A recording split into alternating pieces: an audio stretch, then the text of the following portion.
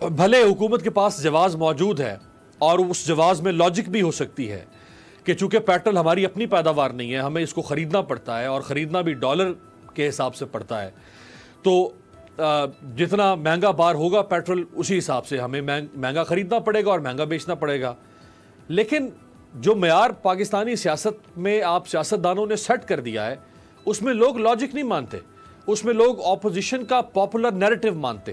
جیسے ماضی میں نواز شریف صاحب کے دور میں، پیپلز پارٹی کے دور میں عمران خان صاحب کا پاپولر نیریٹو بکتا تھا ان حکومتوں کے خلاف، اسی طرح آج کی اپوزیشن کا پاپولر نیریٹو یہ ہے کہ عمران خان کرپشن کر رہا ہے تو مہنگائی ہو رہی۔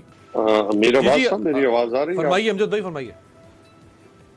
میرا باس پہلی بات یہ ہے کہ عمران خان سوچ بھی نہیں سکتا اور سیکنڈ تھاٹ ہی نہیں ہے کہ عمران خان کرپشن کرے گا، اور میرا ایمان ہے اللہ تعالیٰ پہ، اور اسی طرح مجھے اپنے لیڈر پہ یقین ہے۔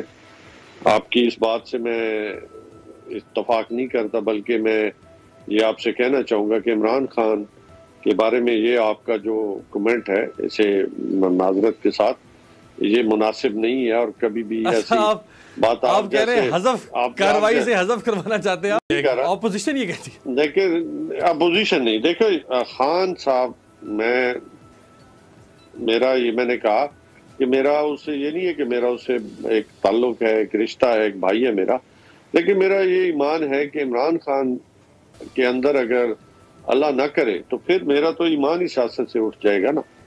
تو میرا یقین ہے کہ عمران خان صاحب جو ہے وہ اللہ تعالیٰ نے جو انہیں سب سے بڑی قوت سے نوازا ہے وہ یہی ہے کہ وہ ایماندار ہیں۔ دوسری آپ کی یہ بات دیکھیں، پیٹرول بالکل آپ نے کہا جی کہ آپ کی لاجک ہے، لیکن انٹرنیشنلی بڑھ رہا ہے۔ کرونا کے بعد آپ کے علم میں ہے کہ بڑی تیزی کے ساتھ جس طرح قیمتیں اوپر گئی ہیں، ان حالات میں ہمیں علم ہے کہ لوگ مشکل میں ہیں، اور ہمیں خوب اندازہ ہے، یہ نہیں کہ ہم کوئی سوئے پڑے ہیں یا ہمارے کوئی دل نہیں ہے، ہمارے دل بھی غریبوں کے ساتھ دھڑکتے ہیں، عام لوگوں کے ساتھ دھڑکتے ہیں، اور ہمیں پورا اس کا ادراک بھی ہے۔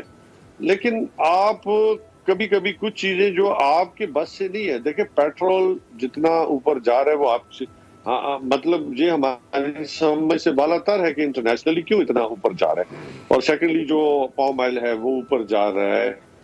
تو اب اور کئی اشیاء ایسی ہیں جو انٹرنیشنلی بہت زیادہ انکریز کر رہی ہیں، اور اس کے اوپر مطلب جتنے بھی معیشت دان ہیں وہ بھی پریشان ہیں کہ یہ ہو کیا رہا ہے دنیا کے اندر۔ یہ نہ صرف پاکستان، پوری دنیا کے اندر ایک انفلیشن جو ہے وہ بہت زیادہ اوپر جا رہی ہے۔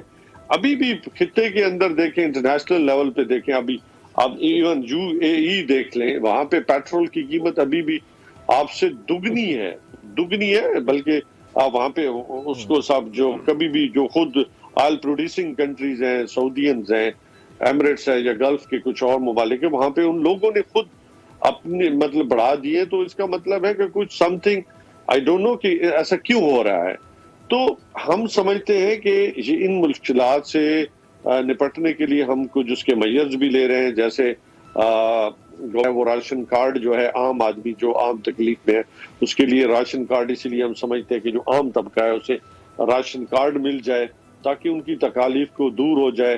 اسی طرح ہیلتھ کارڈ ہے جو ابھی پورے KP کے اندر الحمدللہ وہ جو ہے وہ ایکٹیو ہو چکا ہے، اسی طرح پنجاب کے اندر وہ ایکٹیو ہونے جا رہا ہے اگلے کچھ دنوں کے اندر۔ اسی طرح آپ احساس پروگرام ہے عام طبقے کے جو مشکلات کو دور کرنے کے لیے احساس پروگرام کی جو ہے وہ کارڈ دیے جا رہے ہیں، اور پھر کسان کارڈ ہے، یعنی کہ چھوٹا جو کسان ہے اس کے لیے جو کھاد اور بیج کی جو سسٹم ہے تاکہ عام جو چھوٹا طبقے کا جو ہمارا ذمہ دار ہے اس کی تکالیف کو دور کیجیے کہ ہمیں معلوم ہے کہ مشکل میں ہے، اس میں کوئی دوسری رائے نہیں ہے۔ لیکن ان مشکلات میں جو سب سے بڑا ہمیں جو پریشانی ہے اور جو ہمیں مشکل سے ہم دوچار ہیں، ایک تو ہے IPPs آپ کے جو مہنگے معاہدے ہیں وہ آپ کے گلے کی ہڈی ہے۔ دوسرا آپ کے قرضے ہیں جس کے اوپر آپ اپنی جو آمدن کا سب سے بڑا جو حصہ ہے وہ آپ کو ڈیٹ کی صورت میں واپس کرنا پڑتا ہے، اور بعض اوقات آپ کو قرض چکانے کے لیے بھی دیکھیں IMF کے پاس ہم کو کچھ ہی قرض لینا پڑتا ہے، اگر میں دیکھیں قرض لینا پڑتا ہے، مجھے بتائیں گے لیکن یہ جواز تو پھر امجد بھائی یہ جواز تو پھر نون لیگ کے پاس بھی ہے نا کہ ہم نے جو قرض لیا تھا وہ پیپلز پارٹی کا قرض اتارنے کے لیے لیا تھا۔ نہیں دیکھیں، نون لیگ نے جب گورنمنٹ سنبھالی تو آپ کو یہ دیکھنا چاہیے کہ اس وقت قرض کی کیا پوزیشن تھی. پیپلز پارٹی نے جب حکومت سنبھالی تو اس وقت ان کے قرض کی کیا. دیکھیں آپ دیکھ لیں، بے شک ایک تقابلی جائزہ لے لیں، اور میں تو تمام پارٹیز کو یہ کہنا چاہوں گا. اسی تقابلی جائزے پر آ جائیں سر، اسی تقابلی جائزے پر آ جائیں. آپ بالکل صحیح فرما رہے ہیں کہ جب نون لیگ نے میری بات مکمل ہو رہی تھی. میں تو سمجھتا ہوں کہ پاکستان کی پارلیمنٹ کے اندر، نیشنل اسمبلی اور سینٹ کے اندر ایک ڈیبیٹ ہونی چاہیے، اور اس کے لیے تمام میڈیا اکٹھا ہونا چاہیے. میں سمجھتا ہوں تمام لیڈرشپ ہونی چاہیے وہاں پہ، اور وہ تعین کرے کہ کس نے کیا غلطی کی، اور پاکستان کی آج جو اکانومی کی پوزیشن ہے، کیا پاکستان تحریک انصاف نے کوئی غلطی کی، نہیں کی. یہ امجد بھائی اس کے اوپر تو عمران خان صاحب نے 1 سال پہلے قرضہ کے اوپر کمیشن بنایا، انکوائری کمیشن. دوسری بات ہے، میری بات مکمل ہونے نے نا بھائی امیر عباس بھائی، یہ مجھے توقع ہے.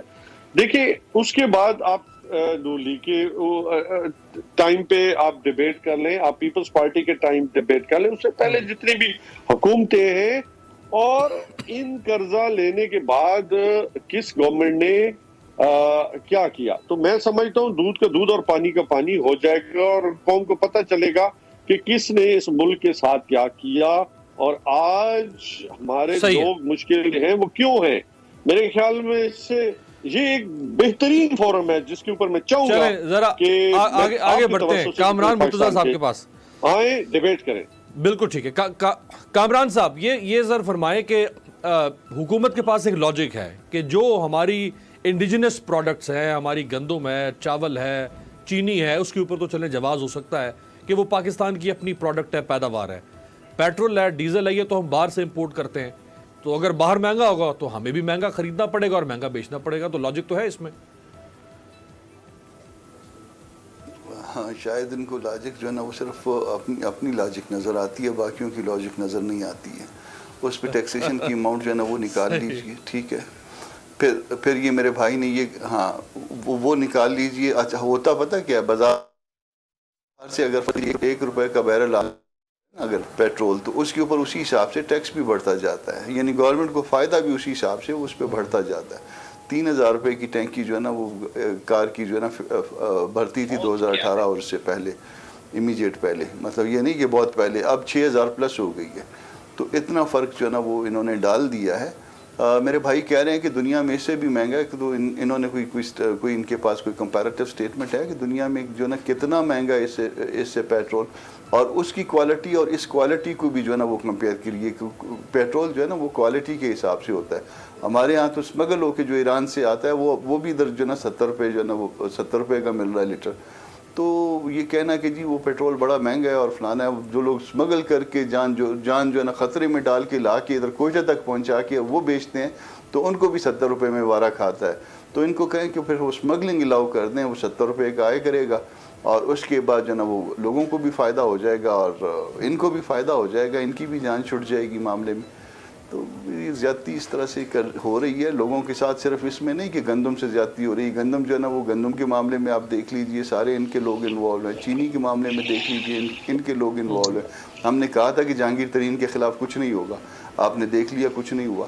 ہم نے کہا تھا کہ جو ان کے دوسرے منسٹر ہیں اسی سرائکی بیلٹ والے، ان کے خلاف کچھ نہیں ہوگا، ان کے خلاف بھی کچھ نہیں ہوا، بلکہ اس نے تھریٹ کیا ہے. اس نے کہا کہ اگر میرے خلاف یا میری فیملی کی کسی بندے کو ہاتھ بھی لگایا تو پھر جو ہے نا اس کا مطلب یہ کہ آپ کی اگلے دن جو ہے نا آپ کی گورنمنٹ جو ہے وہ فارغ ہو جائے گی.